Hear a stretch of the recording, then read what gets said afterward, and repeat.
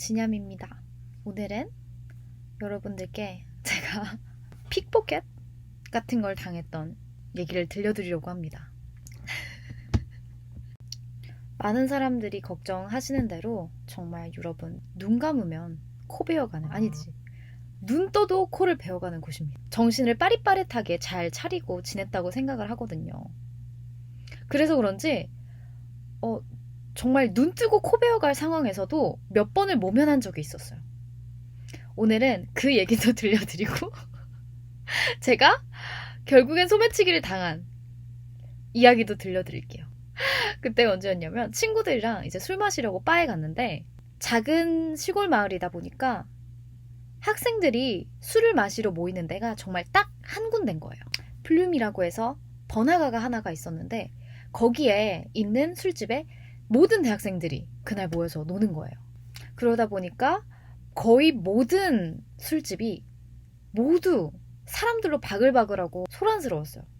그리고 그 술집 구조는 입구가 하나 있고 뒷문이 또 하나 있었어요. 그래서 입구로 들어와서 뒷문으로 또 빠져나갈 수 있도록 되어 있는 거예요.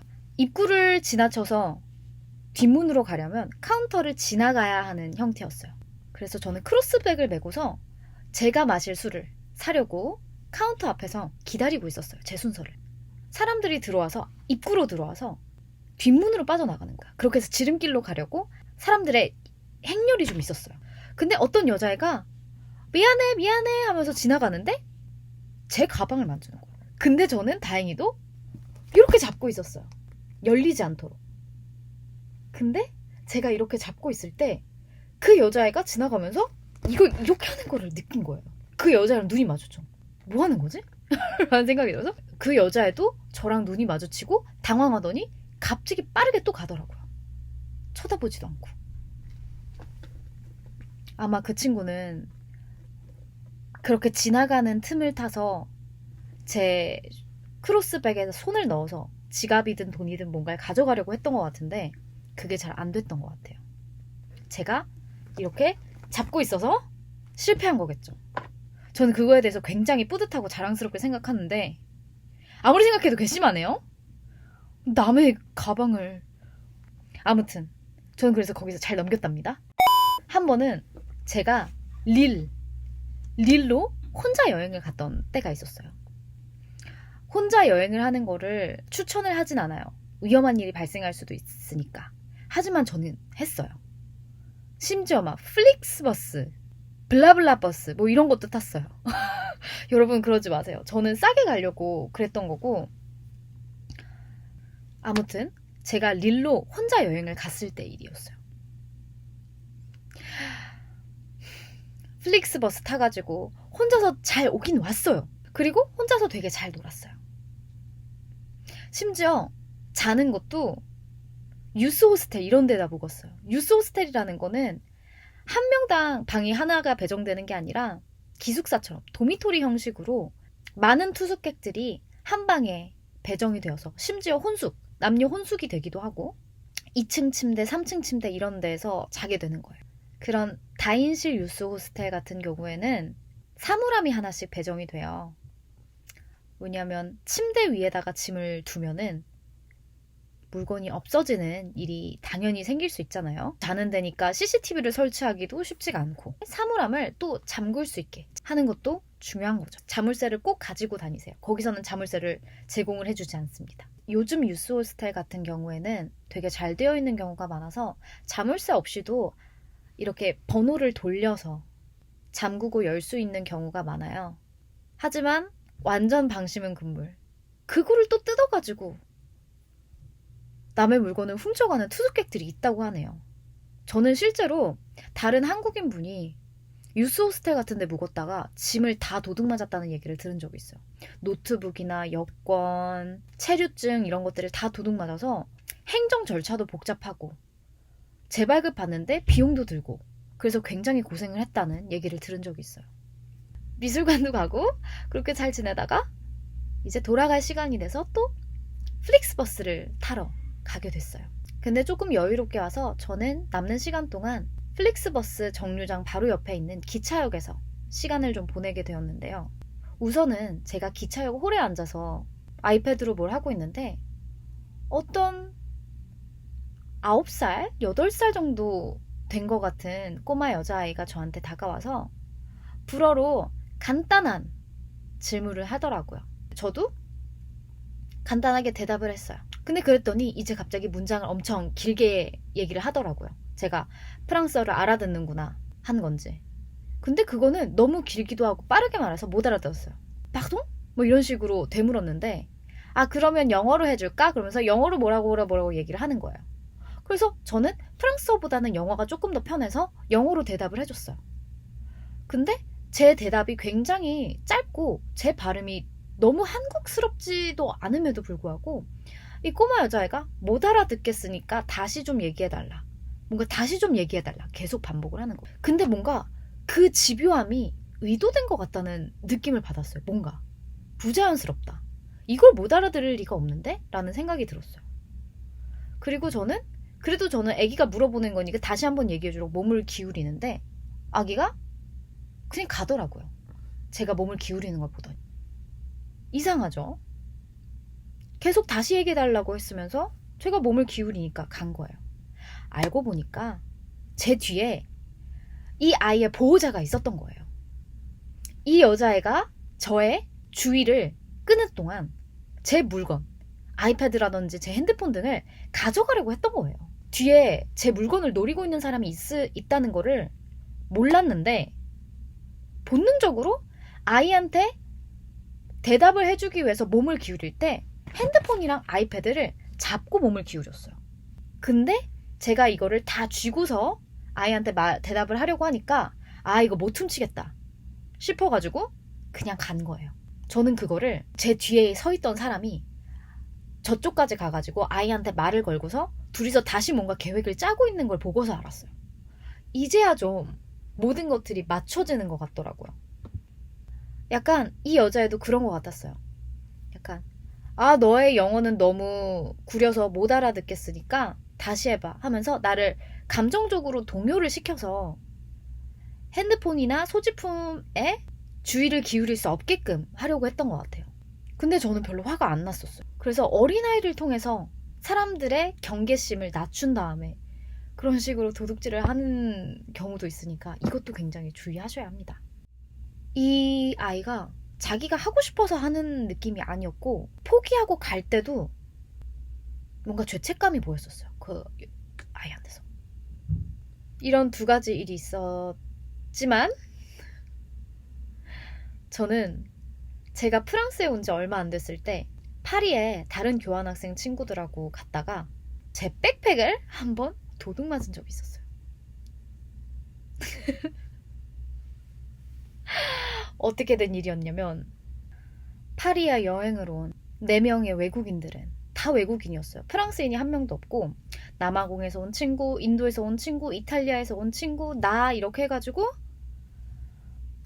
파리에 놀러 왔으니 얼마나 얼이 빠졌겠어요. 얼마나 긴장을 했겠어요. 너무 낮 동안 긴장을 하다 보니까 저녁쯤에 그 긴장이 너무 풀려버린 거예요. 저희는 원래 4명이서 계속 다니고 있다가 가고 싶어하는 곳이 달라서 둘둘로 찢어져서 움직였어요. 저랑 이탈리아 여자애는 같이 쇼핑도 하고 이제 배가 고파서 레스토랑에 오게 되었어요. 저는 친구가 자리에 앉아서 자리를 지키고 있으니까 제 가방이나 소지품들을 두고서 화장실에 갔어요.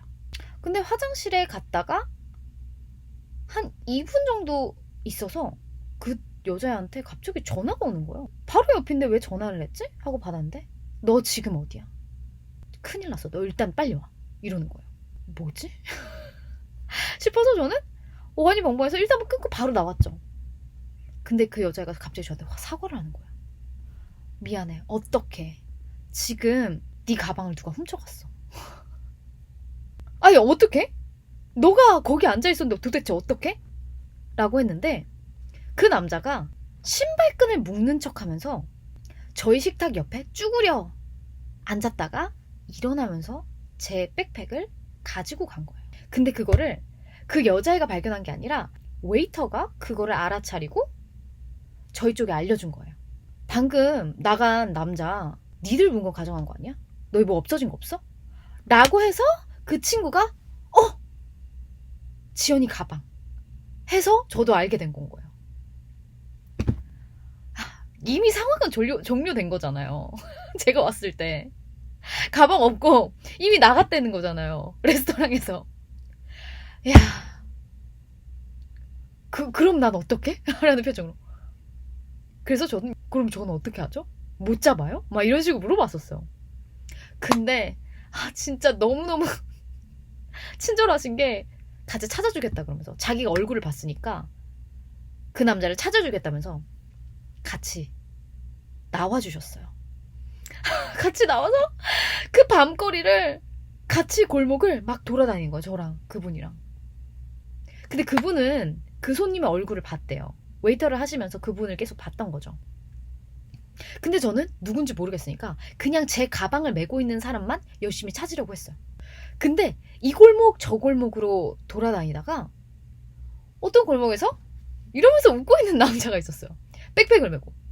근데 너무 뻔뻔해서 사실 그냥 지나칠 뻔했는데 백팩이 내 백팩이랑 같은 거야. 그래서 저 남자가 제 백팩을 메고 있어요. 라고 얘기를 했더니 아니나 다를까 웨이터가 알아본 거예요. 그 남자를. 근데 웨이터분께서 다짜고짜 그 사람 멱살부터 잡는 거예요. 멱살부터 잡고서 벽치기를 하더니 야 그거 다 내놔 막 이런 식으로 얘기한 거예요. 그랬더니 그 도둑은 알겠다고 이거 좀 놓고 얘기하라고 하면서 바로 다 가방을 내려놔줬어요. 근데 정말 웨이터분께서 정말 베테랑이신 게 거기서 끝나지 않았어요. 거기서 끝난 게 아니라 너 가방 빨리 확인해봐. 없어진 거 없는지 빨리 확인해봐. 이러는 거예요. 그래서 저는 가방을 확인했죠. 여권도 있는지 확인하고. 근데 현금이 없어진 거예요. 근데 그 도둑도 진짜 베테랑인 게 제가 현금을 뭐 주머니에다가 넣어놓은 것도 아니고 A4 파일 아시죠? 클리어 파일 안에 구석에 그것도 서류랑 서류 사이에 넣어놨었어요. 근데 그걸 어떻게 발견해가지고 따로 주머니에다가 빼놓은 거예요. 자기 패딩 주머니에. 그래서 저 여기 현금 있었는데 그거 없어졌다 그랬더니 현금 어딨어? 하면서 멱살 잡고서 야 현금 어딨어? 현금 내놔! 막 이래서 도둑이 또 이제 알았어 하면서 주머니에서 됐지 하면서 제 현금을 돌려주더라고요. 없어진 건 사실 그게 전부인 것 같았어요. 그때. 그래가지고 다 있다고 나머지는 다 있기 때문에 괜찮다고 저 사람 보내줘도 된다고. 그래서 저는 무사히 가방을 돌려받은 거죠. 웨이터님 덕분에. 근데 알고 보니까 제가 빵 사은 걸 넣어놓은 게 있는데 그거는 홀랑 가지고 갔더라고요. 아마 먹은 것 같아요. 그 사람이. 그래서 저도 진짜 웃겨요. 그 상황에 그 도둑을 영상으로 찍어서 남겨야겠다는 생각이 들었나 봐요. 그래서 그 도둑의 영상이 있어요. 제가. Là, vérifie, là, Quelle chambre pour l'air? Il reste vérifie, c'est bon, non, non. Vas-y. 저는 레스토랑으로 들어와서 그 친구한테 다 괜찮다고 다 돌려받았다고. 근데 그 친구는 저한테 너무 미안하다고 사과를 하더라고요. 내가 너 없는 동안 너 짐도 잘 봐주고 있어야 되는데 내가 핸드폰 하느라 정신이 팔려서 이런 일이 일어난 거야. 내가 너무 미안해. 그러면서 이미 오늘 식사한 비용도 내가 다 냈어. 이거 나 때문에 일어난 일이니까 내가 정말 미안해. 막 이러더라고요. 근데 사실 그 친구 잘못이 아니에요. 제가 백팩을 바닥에 놨기 때문에 이런 일이 일어난 거예요. 바닥에 놨으니까 그 도둑이 신발끈을 묶는 척 하면서 훔쳐갈 수 있었던 거예요. 절대로 바닥에 가방을 두지 마세요. 그 웨이터분께. 근데 저는 그게 그런 치안의 문제가 뭐 그 사람들이 정말 나쁘고 그래서 사람들이 전반적으로 나쁜 사람이 더 많아서 그렇다? 라고는 생각하지 않습니다. 여러분도 물론 다 아시겠지만 한국은 정말 미친 CCTV의 나라예요. 정말 미친 CCTV의 나라예요. 근데 유럽은 그렇지 않더라고요. CCTV가 생각보다 많이 없어요. 그리고 CCTV 설치 자체도 굉장히 어려움을 많이 겪고 있어요. 왜냐면 사람들이 반대로 그렇게 한다고 하더라고요. 이거 사생활 침해다라면서. 그래서 CCTV가 생각보다 많이 촘촘하게 설치되어 있지 않아서 트래킹이 촘촘하게 안 되니까 어느 순간에 사각지대에서 놓치게 되는 거죠. 그래서 도둑질을 해도 완전 범죄의 가능성이 상당히 있는 거예요. 그래서 도둑질을 많이 하는 것 같더라고요. 그래서 제 생각에 만약에 한국에 CCTV가 없었다면 똑같을 거예요. 오늘 영상은 여기서 마무리하도록 하겠습니다. 저는 프랑스에서 좋은 기억이 굉장히 많은데 제 영상 때문에 프랑스에 되게 좋은 이미지에 먹칠을 하게 되는 게 아닌지 약간 걱정이 되기는 하는데, 그래서 주의를 주기 위해서 만든 영상이니까 제 영상의 취지가 잘 전달되었기를 바라면서 여러분 새해 복 많이 받으세요.